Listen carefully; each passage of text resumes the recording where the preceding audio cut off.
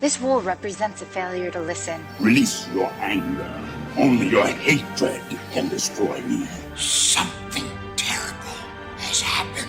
I find your lack of faith disturbing. Anger, fear, aggression. The dark side of the Force I made. Let the past die. Kill it if you have to. No, you're still holding on! Let go! Biggest problem in this universe is nobody helps each other. That's how we're gonna win. Not fighting what we hate. Saving what we love.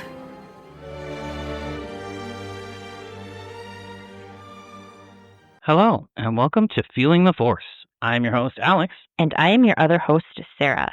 And today we are talking about Disgust in the Rise of Skywalker. Our last one. Thank you for riding with us if you rid with us. We understand this has been a tough season. It's been tough for us, too. Yeah, we, halfway through, we're really questioning our decision. But it's you have to finish it to the end. You can't just cut halfway through a season. No. So we will be talking about happy joy things in our next episode. Will be coming out in September. So there's our plug.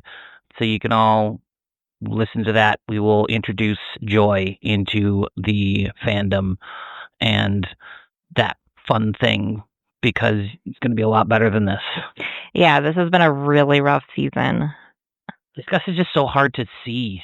I think I think that's the thing. Is it's just so hard to see, and it's not a main emotion that people think about. No, it makes me want to go back and rewatch both Inside Out and Inside Out 2 and how much we actually get of disgust from that character. Because I understand joy and sadness are kind of the main characters, if you will. That's who we follow. But is disgust just kind of hanging out there in the background and we don't get a ton of her? Because then that kind of reinforces all of this anyway.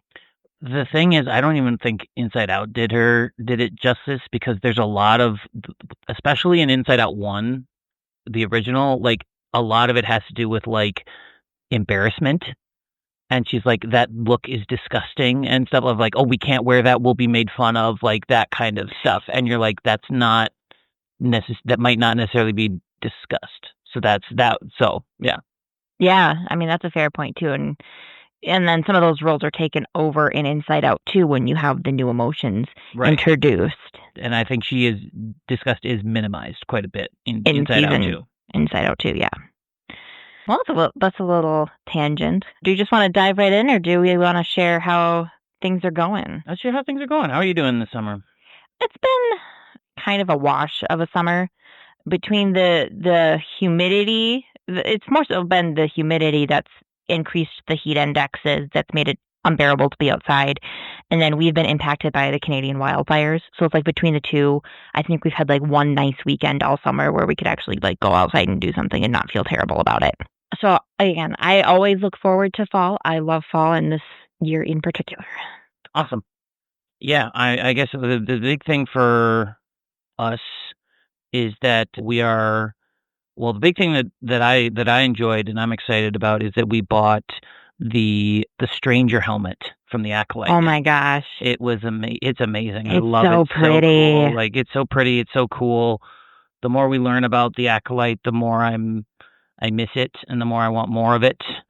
So because we each tried on the helmet and it is super limited vision. And they talk about in the visual guide how it's supposed to be just pinpricks that Kamir. It is he is not using sight in when he's fighting. Yeah, when he wears the helmet. When he wears the helmet. It is all about the actions and his force sensitivity when he's wearing that helmet. Mm-hmm.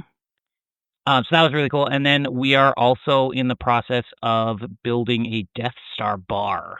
Yeah, a little bar cart. A little bar cart. So we will be posting progress and pictures and stuff like that on throughout. But this past summer, or earlier in the summer, May, we got a globe bar, hidden bar for $10 at a garage sale, and we decided that we wanted to do something cool with it. So we're going to make it into a Death Star. Yeah. We're very excited. There have been a few other people on the internet that have done it, so it's helpful to take a little inspiration, but we're going to make it our own. Exactly, yeah. It's going to be real cool. Yes. Yeah. I think, should we dive in and get this over with?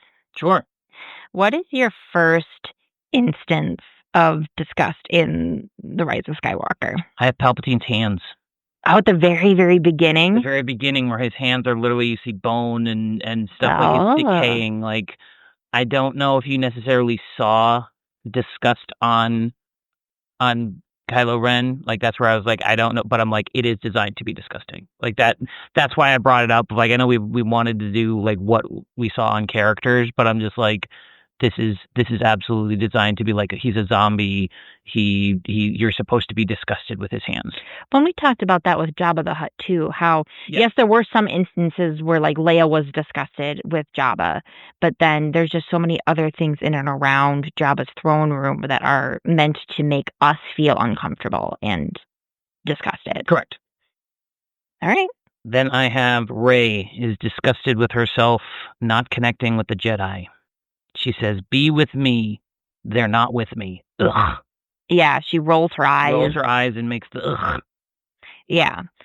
So, again, that one is kind of like a forked one to me because there's definitely frustration there, but it's disgusted. Correct. At the same time. She's disgusted at the action that she's not able to do it. Yep. Yeah. Cool. Do you have another one? The next one I have is on Pasaana. So it's a little way. I have a bunch before that then. Okay, so then let's go through yours. Okay, so then I have the spy, Belo, when his head is thrown on the table and blood is seeping out. Quinn kind of has like a when Kylo Ren throws the head onto the table. And which officer is Quinn? Quinn is the general. Oh, the big bad general. Okay, thank you. I'm not as familiar with their names. Because he's kind of just thrown in there, unfortunately. But yeah, so like you kind of see him looking at it and just like with the side eye and kind of like I felt like his mouth kind of like tweaks of like and you're like, yeah, like it's designed to shock and awe, and I think it'd be a little disgusting of like this is what happens when somebody betrays us. Right, it's the savagery of it. The savagery of it, yeah. Like, and he's just casually doing this, and you're like, this is disgusting. Mm-hmm. Like, yeah. Then there is another general. Sorry, that actually wasn't General Quinn. That was a different general. General Quinn, I have, is a different guy. But this, he's not used again. But General Quinn is disgusted with using the Emperor's troops. He says they're cultists and soothsayers. And like, and there's a judgy. And he's judgy, and he's like this. Like, we can't go down to that level. Okay. Is like I got disgust there, and that is, yeah, just like we shouldn't bring ourselves down to their level, kind of like their scum. Vibe I got. I think that's a good catch. I didn't pick that up, but there's that. He's not saying it in a matter-of-fact manner. And, like, you use those words of a cultist to elicit a certain response, because we typically don't think it's a good thing to be in a cult. That's something, like, our society typically frowns upon. And soothsayers are, like, people who are kind of playing the being into the mythical weird, that kind of It makes a little bit like a snake oil. Exactly. Like, yeah, like that kind of, they're trying to do stuff and they're trying to make things and we don't know if they're real or not. And we don't know, like, how can we trust them? That kind of a thing. Yeah. Because he could have just asked the question, well, how can we trust them? But he brings in those words. Those words. All right. And then he's basically told down of like they double or quadruple, they increase their troop size tenfold, and that's why they should use them anyway. We're just going to ignore the logic on that one. Yep. All right. Have we hit Pasaana yet on yours? We have. Okay. On Pasaana, I have Poe saying that he doesn't like bones when they come across Ochi's remains. Ochi's bones, yes, because I didn't get that part, but I got that he gags. He actually gags when he sees the bones and stuff like that. So yeah, nope, I have that one. Yeah. Exactly. And to me, like, that is kind of your classic disgust response. Well, and that's what disgust is designed for. Like, that's what that's what we talked about, I think, in our opening episode when we talked about disgust, of like, that was the biological development of it. Right, it's to keep us safe. Keep us safe, and you're like, death and decay is going to make you sick. Yeah. Like in biologically, like if you're around it all the time, so he's just like, oh, like I don't want to be near it. And like, yeah, that's the quintessential. I think funny that we get like the quintessential disgust in the last movie. Better late So, than never. There we go. What's your next one? I have a stormtrooper is disgusted with Chewie after his capture. He says, "Move, animal." Yeah.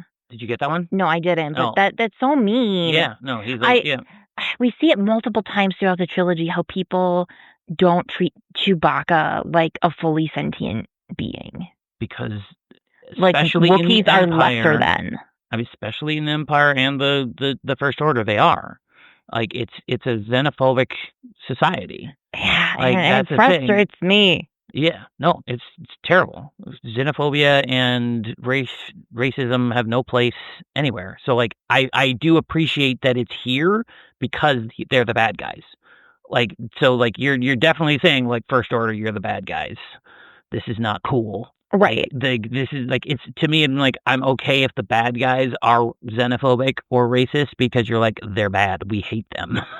It's not like if you have a main character being xenophobic, which a lot was not. It was not a different time, and George didn't think about it. But when Leia calls him a walking carpet, it's not. I don't like that. No, that is not a great. And it changes after that. It doesn't. That's the only time it ever happens. But I'm just like, oh, that does not feel good. No. So, then what is your next one? Mine isn't until Finn, Poe, and Chewie are on the First Order ship. Okay, why don't you say that and then we'll go back to mine? Why? Because I feel like I'm talking a lot. No, I want to go into chronological order of the movie. Okay, fine. So I have that Rey is disgusted with her actions that killed Chewie, and this is a question mark. All right, That, what leads you to think that? Because like when she's like, I did this. Like when she's like talking to, I think it's when she's talking to Poe, like after they're getting on the ship and they're flying away, and like when she says like nobody understands me, she's like, I did this. It's inside of me. Like it's that kind of like I'm disgusted at this anger, at this feeling that I have inside me, and I'm like, I did this. And like that was where I got it from, where like Poe or where Finn says that wasn't you, and she goes, it was me. It was inside of me. Like that kind of like, I'm like, you're wrong. It's in me, and I'm disgusted that it's there. So it could be just anger, I guess. But I did have a question mark on that one because I think that brings up an interesting debate because we talked about in The Last Jedi with Luke in particular at, okay, he's definitely angry at himself for things that he did or didn't do in the past. But then does that come out as anger or does that come out as disgust? And so I think we have the same situation that Rey doesn't like these actions that she did. Does that come out as self-loathing and that anger, or is it self-disgust? I think it's slightly different. I think it's similar. I very much think it's similar. I think it's slightly different because with all of the actions that Luke is angry about, it's not about actually killing someone. It's like his actions led to deaths, but not actually killing someone. Versus in this one, like he's disgusted that like I killed Chewie. And a frustration that I have of how nonchalant we treat that afterwards of like, oh my gosh, he's alive. And you're like, but you still thought you killed him. But anyway, so that's where I think it's slightly different, but I think it is similar. I think it's the same idea, but I think it is more where I would say it would be more inclined. Again, it's a question mark, but you didn't catch it. So I didn't mark it's harder it, no. for us to kind of discuss it, but I'm like, that's the thing where I'm like, that's where it kind of pushed it over the edge for me of like, she is disgusted with herself. Like, and of like, I can't believe I did that. I can't like, and I think that's kind of pieces that lead to her eventually going to Octo of like, I'm disgusted of like, I am the problem. I am the thing that I said I wouldn't be. And now I have to go, and I was mad at Luke for doing this, but like he was right. Yeah. I have to go kill, basically die on an island because the Jedi need to die because I'm terrible. Yeah. Okay. Okay. What's your next one? Mine is when Finn, Poe, and Chewie get captured on the First Order ship after they go to rescue Chewie and try to get the dagger. Okay, I have one more before that, but then I have that one. Again, it has to do with Chewie. So Hux is disgusted by Chewbacca. Mm-hmm. Says this beast flew with Han Solo. They're really hitting hard the xenophobia. Don't be xenophobic, guys. Don't do that. That's not cool. Nope. Okay. And then I believe my last one is with you as well. So you can say it, and then we'll see. There's a female trooper who tells Finn, Poe, and Chewie to shut up, scum. Yep. That's me. Just the classic scum. Yep. I do have one more in our end. Oh, see, that's my last one. So I have, as Rey goes to Exegol and is talking to Palpatine. Palpatine says that a scavenger girl is no match for me. And to me, there's a lot of disdain in his voice. There's a lot of judgment, and I am greater than thou in his voice. Yeah. So I read that as disgust. Okay. Maybe I was also feeling I only had 3 things on my sheet and I needed some more. That may be true too, but to me, I'm not going to I'm not going to discount it, but the way you described it of like disdain isn't disgust, in my opinion. He's high, like he believes he's above her, but he's not like disgusted by her. He's just like, she's worthless, like not worth, like there's no way she can beat me. Yeah, so it's like, so he would be feeling like probably a combination of pride in himself and then anger that she's still around, that it is being challenged. Right. Okay. All right. That would be my feeling on it, but sure. But who knows? Let us know. 2 or 3 people who are still listening. Yeah, it has been kind of sad to see our listenership die out. Drop.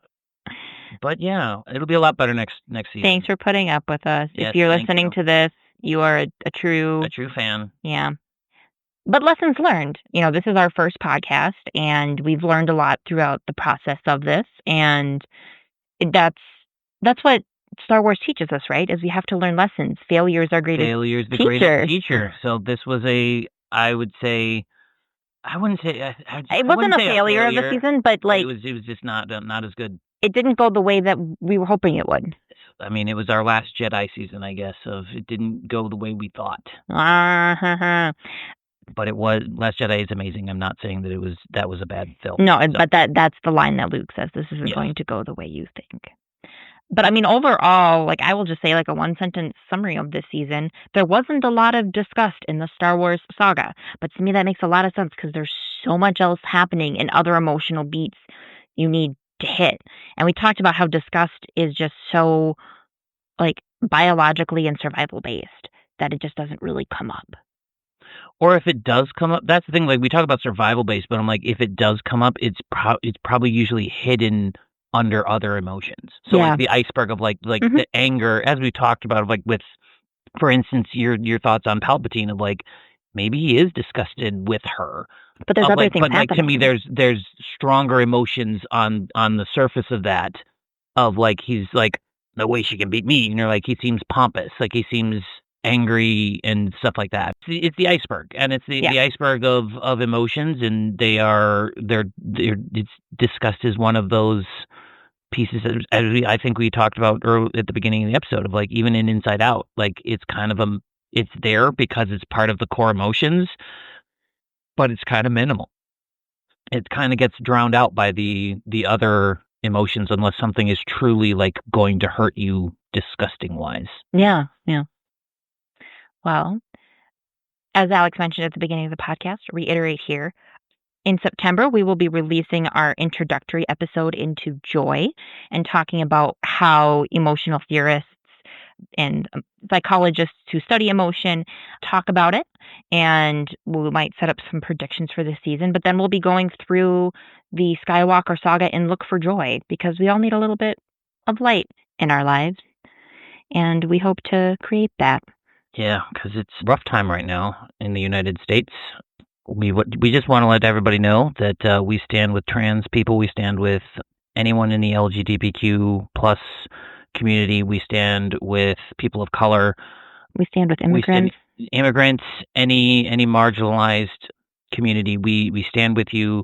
We will continue to talk about the issues that are happening. We do want this to kind of be a happy place and a way to escape, but it's also a safe space. It is a safe space. So if we will talk about those things, and if they're important, especially if it's poignant to Star Wars, because golly, man. I mean, we just talked a whole lot about xenophobia. Yeah, and that's in this episode, and unfortunately that's really relevant right now. Right, and like Andor is basically what's happening right now, and there's there's a lot going on, and we just want everybody to know that we are with you. We will remain vocal about it. It is not. We're trying to do our best to be allies. We do want people to tell us if there's better ways to be allies, because we are not perfect, and we want people to let us know, like, hey, talk about this, or hey, maybe not do that. Maybe not do this, or prop this up. Like there's different charities, different things, different ways to help others. That is our goal. So if you want to communicate with us in any way, you can connect with us on Instagram or Threads at feelingtheforcepod. We are also at Gmail. We have an email account, feelingtheforcepod@gmail.com. Then we also have Facebook, and we have BlueSky, and then we also have a TeePublic and a Redbubble store. So any of those ways you want to communicate with us, let us know. DM, comment on any of our pictures. We are here, and we love to communicate with fans. Always remember, your focus determines your reality. Your focus determines your reality.